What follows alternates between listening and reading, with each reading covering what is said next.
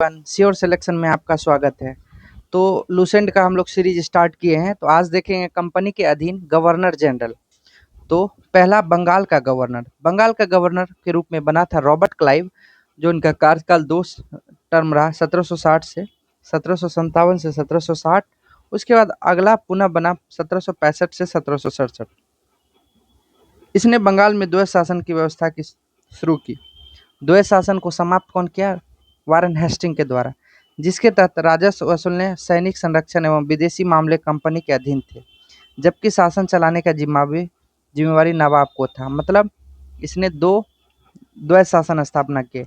इसने मुगल सम्राट शाह आलम द्वितीय को इलाहाबाद की संधि 12 अगस्त 1765 के द्वारा कंपनी के संरक्षण में ले लिया।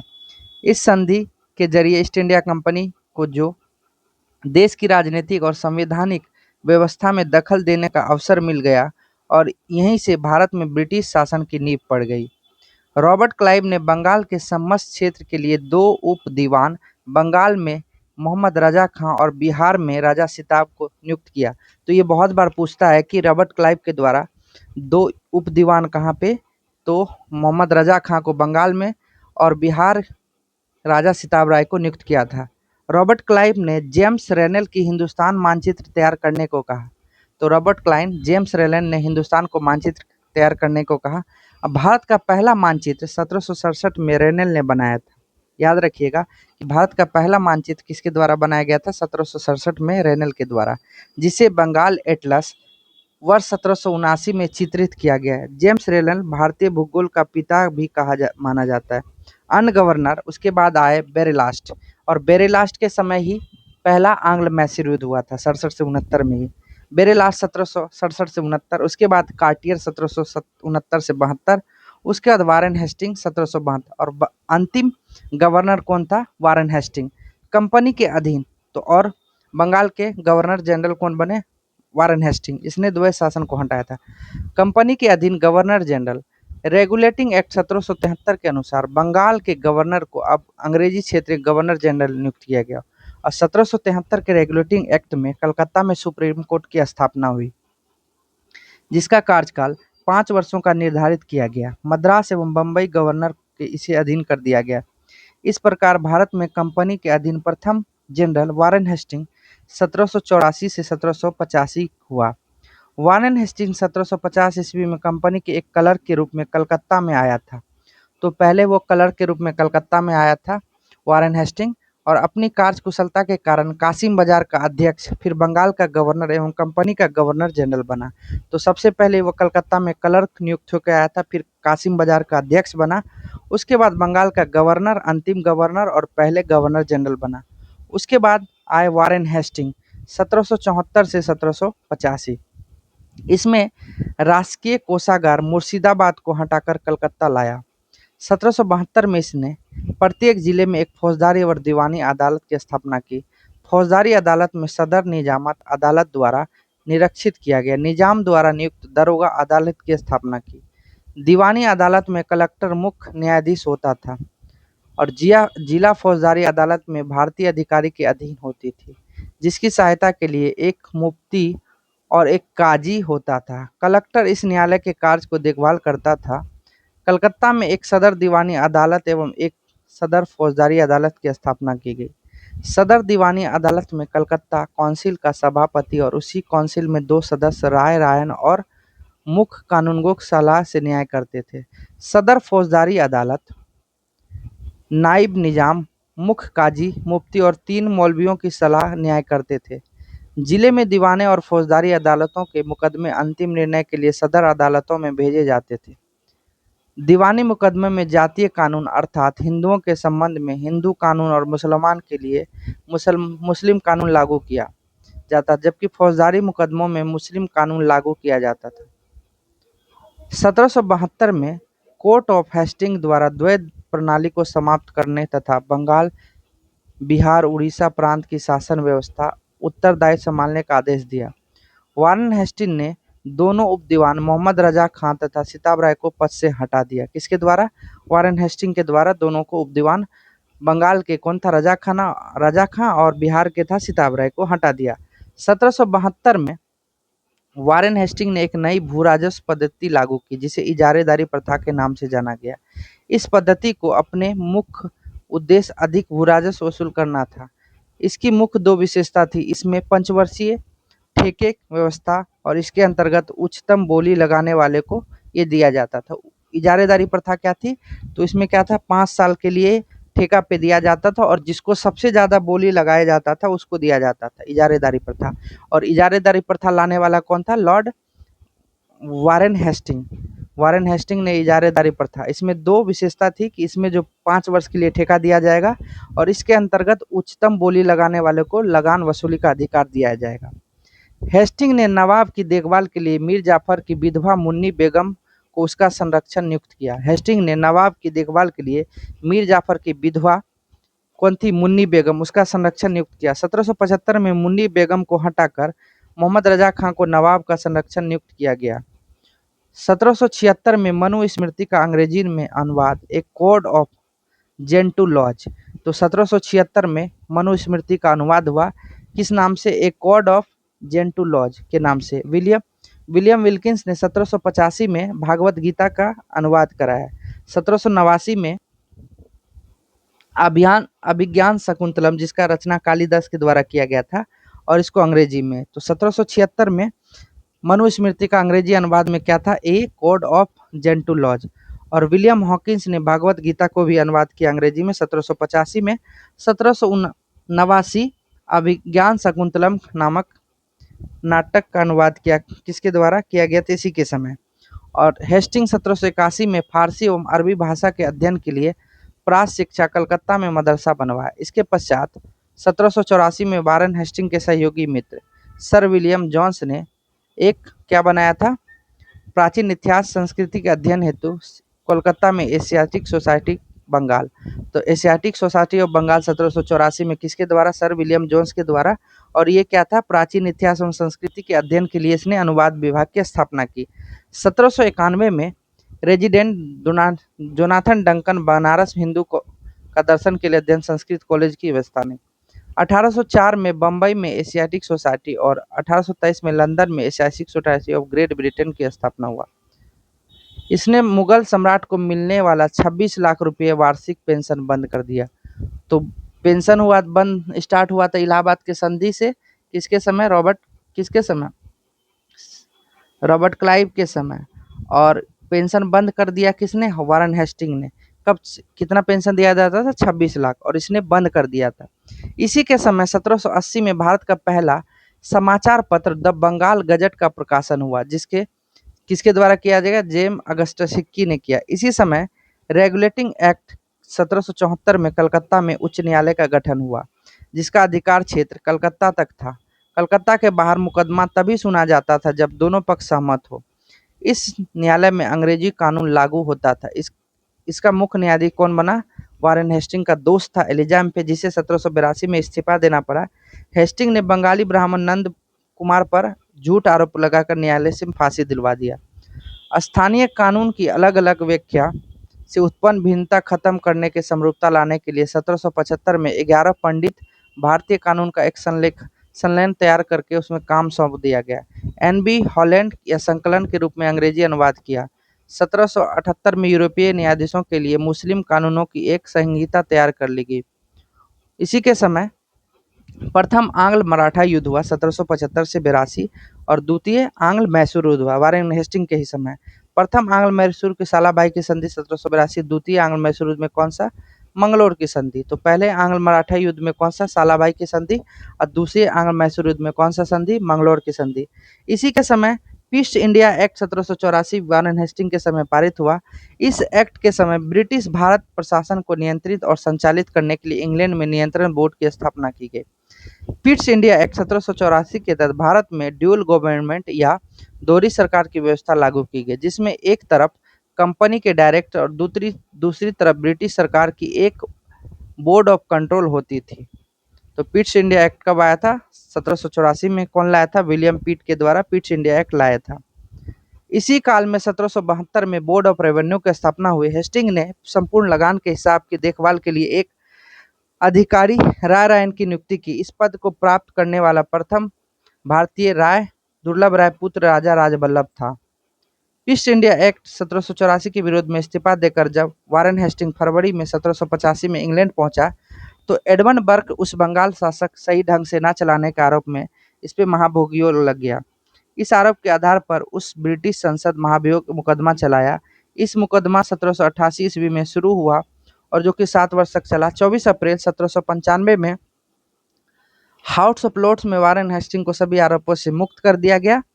1786 में हेस्टिंग के जाने के पश्चात लगान परिषद का पुनर्गठन किया गया एवं नवीन अधिकारी मुख्य सरिस्तादार की नियुक्ति की गई, जिसका कार्य सभी कानूनों और कागजातों को देखभाल करना। इस पद पे प्रथम नियुक्त हुए जेम्स ग्रांट। उसके बाद सुरक्षा प्रकोष्ठ, सुरक्षा वारेन हेस्टिंग के सुरक्षा प्रकोष्ठ के संबंधित रिंग ऑफ फेरेंस वारेन हेस्टिंग के समय आया था। उसके बाद आया सर जॉन मैकफर्सन, इसे अस्थायी गवर्नर नियुक्त किया गया था। उसके बाद आया लॉर्ड कॉर्नवालिस। लॉर्ड कॉर्नवालिस 1786 से 1793 और 1805, इस समय जिले में समस्त अधिकार कलेक्टर के हाथों में दिए गए। इसने भारतीय न्यायाधीशों को युक्त जिला फौजदारी अदालतों समाप्त कर उसने 4 भ्रमण के लिए अदालत, जिसमें 3 बंगाल के लिए, 1 बिहार के लिए नियुक्त किया गया। इसने फौजदारी अदालत को समाप्त कर दिया। किसके द्वारा? Lord Cornwallis. लॉर्ड कॉर्नवालिस अस्थाई बंदोबस्त का जन्मदाता थे लॉर्ड कॉर्नवालिस, ठीक है। इसने भारतीय न्यायाधीशों को युक्त जिला फौजदारी अदालत को समाप्त करके उसके स्थान पे 4 भ्रमण करने की अदालत, जिसमें 3 बंगाल के लिए, 1 बिहार के लिए नियुक्त किया गया। 1792 में कॉर्नवालिस ने दरोगा प्रणाली की शुरुआत की और दरोगा पद का सृजन किसके द्वारा? लॉर्ड कॉर्नवालिस के द्वारा। कॉर्नवालिस 1793 में प्रसिद्ध कॉर्नवालिस कोड का निर्माण करवाया, जो शक्तियों के पृथक्करण सिद्धांत पर आधारित था। 1793 में एक विनिमय के द्वारा जिला कलेक्टर को अपनी न्यायिक शक्तियों से वंचित कर दिया गया और केवल संग्राहक अभिवक्ता बना दिया। पुलिस कर्मचारी के वेतन में वृद्धि के साथ ही ग्रामीण क्षेत्रों में पुलिस अधिकार जमींदारों को इस अधिकार से क्या कर दिया? वंचित कर दिया। कंपनी के कर्मचारियों के व्यक्तिगत व्यापार पर प्रतिबंध लगा दिया। जिला में पुलिस थाना की स्थापना कर एक दरोगा को इसका इंचार्ज बनाया।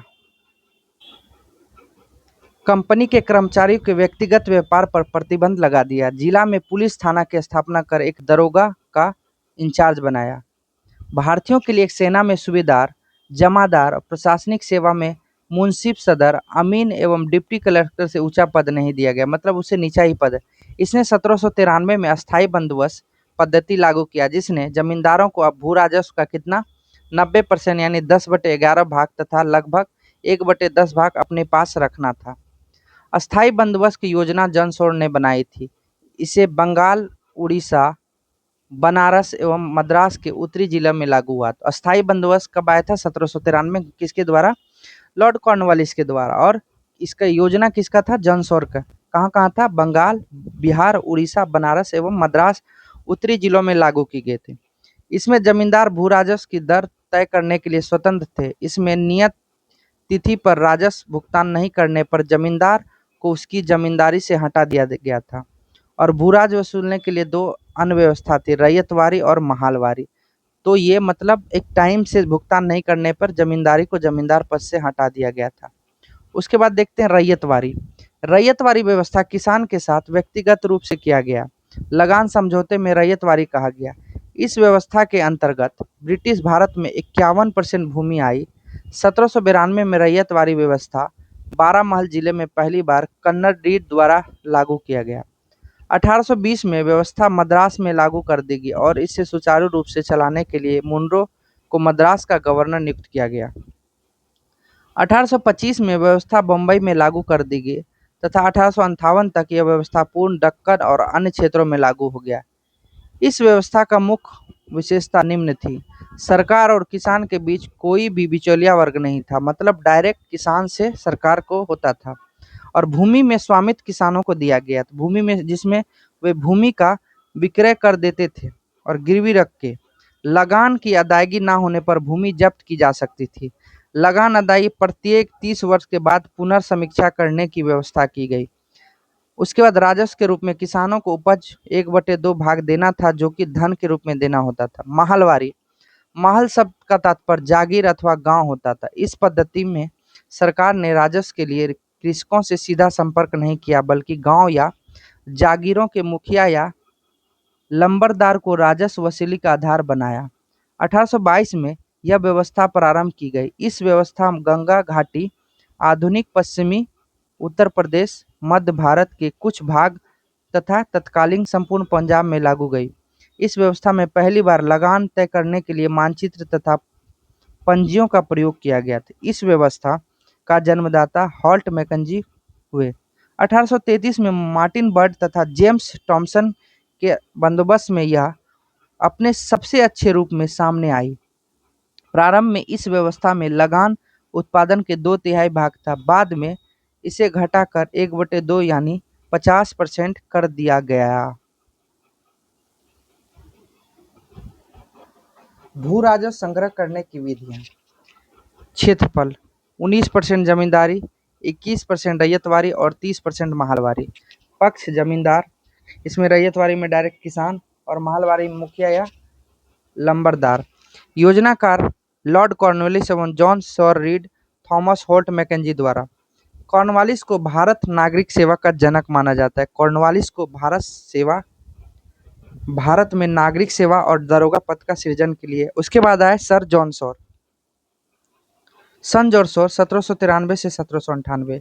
इसने हस्तक्षेप नीति अपनाई थी। पूछेगा किसके समय हस्तक्षेप नीति आई थी? सर जॉन सॉर के समय। इसी के कार्यकाल के दौरान 1795 में बंगाल में नियम 21 के तहत नवजात कन्याओं की हत्या के जाने पे बाकी हत्या के समान ही अपराध घोषित कर दिया। उसके बाद आए लॉर्ड वेलेस्ली। इसने अपने आप को बंगाल का टाइगर घोषित किया था। लॉर्ड वेलेस्ली सहायक संधि का पिता भी बोला जाता है, लेकिन सहायक संधि का जनक ऐसे डुप्ले को बोला जाता है, लेकिन सबसे ज़्यादा सहायक संधि को प्रचलित किया किसके द्वारा? लॉर्ड वेलेस्ली के द्वारा, जिसका कार्यकाल 1798 से 1805।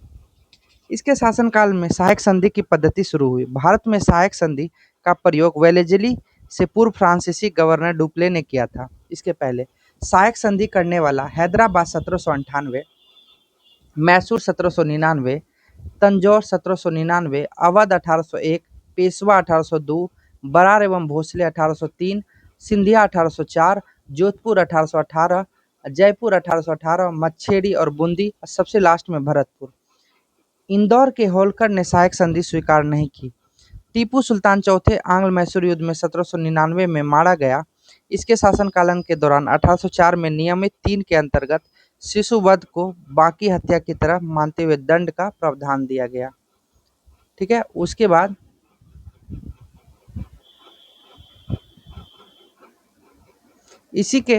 इसी ने 10 जुलाई 1800 को कलकत्ता में नागरिक सेवा भर्ती किए गए युवकों को प्रशिक्षण करने के लिए सेंट विलियम कॉलेज की स्थापना की। 1854 में अंग्रेजी भाषा भारतीय भाषा की शिक्षा देने में चलता रहा। 1806 में भारत भेजे जाने में प्रशासनिक अधिकारी की शिक्षा प्रशिक्षण के लिए इंग्लैंड हेलीबरी एक ईस्ट इंडिया कंपनी कॉलेज खोला गया, जहां नवयुवक प्रशासकीय अधिकारियों को 2 वर्ष प्रशिक्षण देने की व्यवस्था की गई। यह स्वयं को बंगाल का शेर कहा करता था। कॉर्नवालिस का मृत्यु 1805 में दूसरे कार्यकाल के दौरान शुरू हो गया, परंतु इसकी शीघ्र मृत्यु हो गई। तो कॉर्नवालिस का कोर्ट कहाँ पे है? गाजीपुर में है। इसका कहाँ पे? इसका जो है कॉर्नवालिस का मौत कहाँ पे हुआ? गाजीपुर में। उसका ये क्या है, क्या बोलते हैं उसको अंग्रेजी में, भूल रहे हैं, इसका मकबरा। कॉर्नवालिस का मकबरा कहाँ पे है? 1805 गाजीपुर में। उसके बाद आए सर जॉर्ज बार्लो, और इसके समय वेल्लोर युद्ध हुआ है। तो इसके समय बार्लो के समय वेल्लोर युद्ध 1806 में। इससे एक ही इम्पोर्टेंट है, वेल्लोर युद्ध। उसके बाद आए लॉर्ड मिल्टो प्रथम। लॉर्ड मिल्टो प्रथम 1807 से 1813। इसके काल में रंजीत सिंह ने अंग्रेजों के बीच 1809 में क्या हुआ था? अमृतसर की संधि हुआ था। और अमृतसर की संधि किसके बीच हुआ था? चार्ल्स मेडकॉफ और इसके बीच। और इसी के समय 1813 का चार्टर एक्ट आया था। 1813 का चार्टर एक्ट 1813 का चार्टर एक्ट क्या था कि चाय और चीन को छोड़कर बाकी व्यापारी को बंद कर दिया गया था, और शिक्षा के लिए 1 लाख रुपए दिया गया था 1813 के चार्टर एक्ट में। ठीक है, याद रखिएगा। उसके बाद आए लॉर्ड हेस्टिंगस। हेस्टिंगस का कार्यकाल 1813 से 1823। इसी के समय आंग्ल नेपाल युद्ध, और 1816 में कौन सा हुआ था? सुंगोली की संधि हुआ था। आंग्ल नेपाल युद्ध किसके समय? लॉर्ड हेस्टिंगस के समय। और कौन सा संधि हुआ था? सुंगोली की संधि 1816 में। सुंगोली की संधि याद रखिएगा, ये दिया हुआ है। इसी के समय आंग्ल नेपाल युद्ध 1814 से 16 में हुई। इसमें नेपाल के अमर सिंह थापा को आत्मसमर्पण नेपाल के कौन थे? अमर सिंह थापा को आत्मसमर्पण करना पड़ा। मार्च 1816 ईस्वी में अंग्रेज एवं गोरखा के बीच कौन सी संधि हुई? 1816 में संगोली की संधि। नेपाल का युद्ध अंत हो गया। इस समय पिंडारियों का दमन कर दिया गया। पिंडारियों के प्रमुख नेता थे वसील मोहम्मद चित्तू एवं करीम खां। इसने मराठों की शक्ति की अंतिम रूप से नष्ट कर दिया गया। इसने प्रेस पर लगे प्रतिबंध को समाप्त कर प्रेस का मार्गदर्शन के लिए नियम बनाए। इसी के समय 1822 में टेनेसी एक्ट काश्तकारी अधिनियम लागू हुआ। उसके बाद आया लॉर्ड एमहर्स्ट। लॉर्ड एमहर्स्ट के समय प्रथम आंग्ल बर्मा युद्ध हुआ था। याद रखिएगा, उस प्रथम आंग्ल बर्मा से कौन सा युद्ध संधि हुआ था? 1826 में यान्बू की संधि। यान्बू की संधि कब हुआ था? 1826 में। किसके समय? लॉर्ड एमहर्स्ट के समय, जिसका कार्यकाल 1823 से 1828 में। इसके समय प्रथम आंग्ल बर्मा युद्ध 1824 से 26 और 26 में कौन सा संधि हुआ था? यान्बू की संधि बर्मा और अंग्रेज के बीच हुआ था। 1824 में बैरकपुर में सैन्य विद्रोह इसी के समय हुआ था। उसके बाद आता है Lord William Bentinck. Lord William Bentinck इसी के समय सती प्रथा का अंत हुआ था। लॉर्ड विलियम बेंटिक का कार्यकाल 1828 से 1835। 1803 में यह मद्रास का गवर्नर था। पूछेगा कि गवर्नर बनने से पहले ये कहाँ का गवर्नर था? तो मद्रास का। इसी समय 1806 में माथे पर जातीय चिन्ह लगाने वाले तथा कानों में बलियां ना पहनने पे वेल्लोर के सैनिकों ने विद्रोह कर दिया था। 1833 के चार्टर एक्ट के द्वारा बंगाल के गवर्नर जनरल को भारत का गवर्नर जनरल बना दिया। इस प्रकार भारत का पहला गवर्नर कौन बना? Lord William Bentinck. और बंगाल का अंतिम गवर्नर कौन था? तो Lord William Bentinck. Lord William Bentinck का कार्यकाल 1828 से 1835।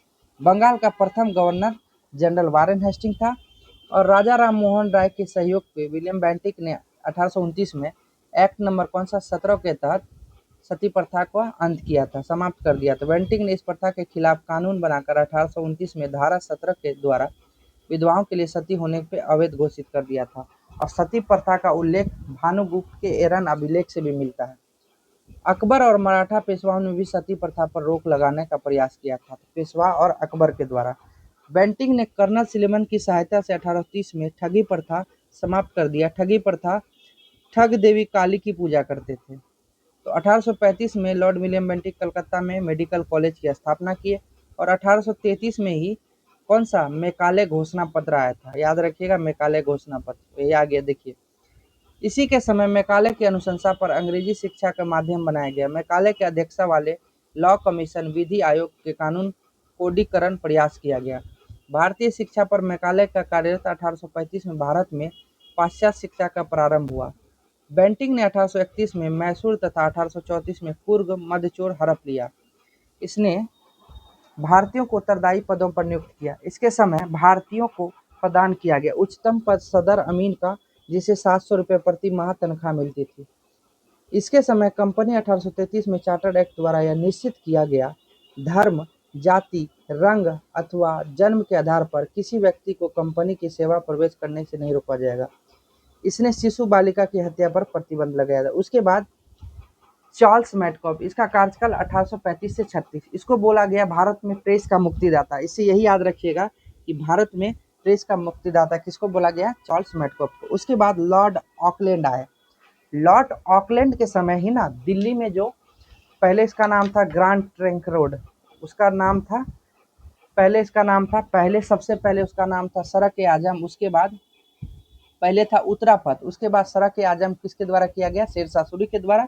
उसके बाद इसने लॉर्ड ऑकलैंड के द्वारा ग्रांड ट्रंक रोड नाम दिया गया। तो लॉर्ड ऑकलैंड का कार्यकाल 1836 से 1842। इसने अफगानिस्तान में दोस्त मोहम्मद खान को हटाकर शाह शुजा को सत्ता में लाने की कोशिश की, जो ब्रिटिश समर्थक था। यह प्रयास प्रथम आंग्ल अफगान युद्ध 1838 से 42 का कारण बना, जो ब्रिटिशों के लिए एक बड़ी विफलता साबित हुआ। इसने तीर्थयात्री कर को समाप्त किया और धार्मिक नीतियों पर सरकारी नियंत्रण खत्म कर दिया। 1839 ईस्वी में कलकत्ता से दिल्ली तक ग्रांड ट्रंक रोड का मरम्मत करवाया। इसी के समय भारतीय विद्यार्थियों को डॉक्टरी की शिक्षा हेतु विदेश जाने की अनुमति दी। किसके समय? Lord Auckland. उसके बाद आए लॉर्ड एलनबरो। लॉर्ड एलनबरो का कार्यकाल 1842 से 1844। लॉर्ड एलनबरो प्रथम आंग्ल अफगान युद्ध समाप्त हुआ। सिंध को अगस्त 1843 में, वही सिंध का विलय किसके समय? 1843 में चार्ल्स नेपियर का। वह अफगानी तूफान की पूछ था। दास प्रथा का उन्मूलन इसी के समय 1843 के एक्ट 5 से हुआ था, लॉर्ड एलनबरो दास प्रथा। तो एक्ट नंबर 5 पूछता है कि कौन सा था दास प्रथा का एक्ट नंबर 5।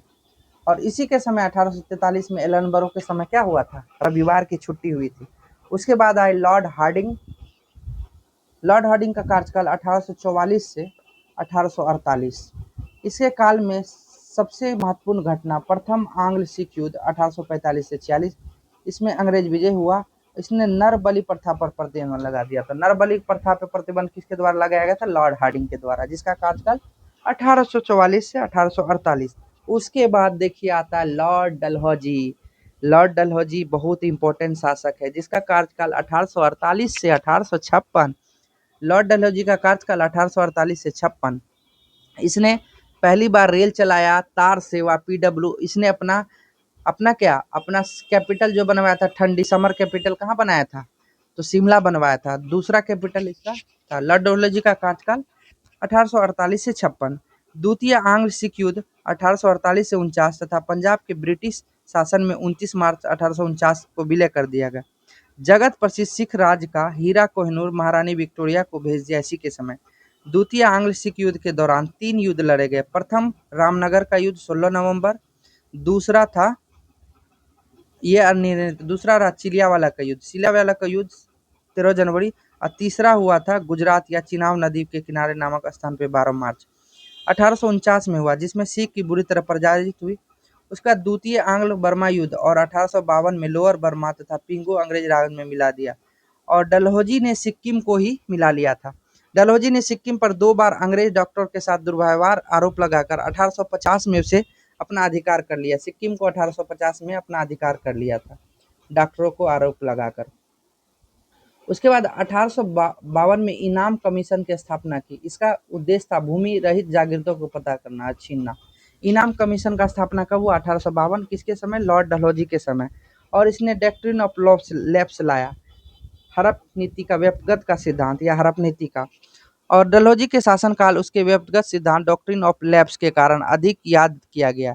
इस नीति के तहत अंग्रेजी साम्राज्य में विलय किए गए। पहला सतारा 1848, फिर जैतपुर, बुंदेलखंड, संबलपुर, उड़ीसा 1849, बघाट हिमाचल प्रदेश, उदयपुर, झांसी, नागपुर। और कुशासन के आरोप पे किसको मिलाया था, अवध को 1856 में मिलाया था कुशासन। और ये इसको चेरी की संज्ञा दी थी कि ऐसा फल जो एक दिन हमारे मुंह में ही आके गिरेगा। 1856 में अवध को कुशासन के आरोप लगाकर अंग्रेज राज में मिला लिया गया। उस समय अवध का अंतिम नवाब कौन था, वाजिद अली शाह। उसका बेटा का नाम था बिरजिस कादिर। 18वीं शताब्दी में अवध के राज के संस्थापक शहादत खां थे। 1856 में इसने तोपखाना मुख्यालय कोलकाता से मेरठ स्थानांतरित किया। सेना का मुख्यालय शिमला में स्थापित कर दिया। इसने अपना राजधानी भी बनाता है। शिक्षा संबंधी शिक्षा का मैग्ना कार्टा जो 1854 में इसके समय वुड डिस्पैच आया था। इनके अनुसार जिलों में एंग्लो वर्नाकुलर स्कूल, प्रमुख नगरों में सरकारी कॉलेज। लॉर्ड कैनिंग के समय 1857 में 3 प्रेसिडेंसी कलकत्ता, मद्रास और बम्बई में एक एक विश्वविद्यालय स्थापित किया गया। साथ ही प्रत्येक प्रदेश में एक शिक्षा निर्देशक नियुक्त किया।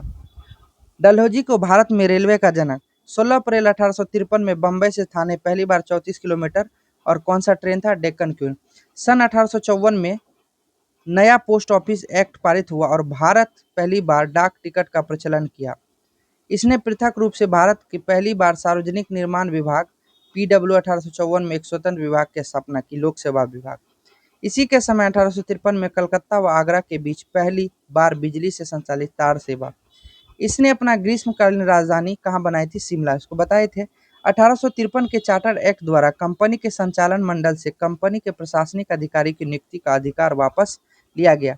1853 में ही खुली प्रतियोगिता अधिकारियों नियुक्त किया गया। प्रतियोगिता परीक्षा व्यवस्था की गई और 18 से 23 वर्ष रखे गए। और नोट, सत्येंद्रनाथ टैगोर पहले भारतीय जिन्होंने 1863 में लंदन में सिविल सेवा परीक्षा पर सफलता प्राप्त की। दूसरे, 1922 में इलाहाबाद एवं लंदन दोनों स्थानों पर 7 सिविल सेवा परीक्षा आयोजन किया जाने लगा। 1922 से सिविल सेवा परीक्षा भारत और लंदन दोनों में। लेकिन पहली बार जब 1863 में लंदन में हुआ था तो पहले पास करने वाले थे सत्येंद्रनाथ टैगोर। और उसके बाद 1922 से इलाहाबाद और लंदन में दोनों जगह सिविल सेवा परीक्षा। डलहौजी ने नल नर बलि प्रथा को रोकने का प्रयास किया। तो अब अगले वीडियो में देखेंगे लॉर्ड केनिन के द्वारा। तब तक के लिए धन्यवाद।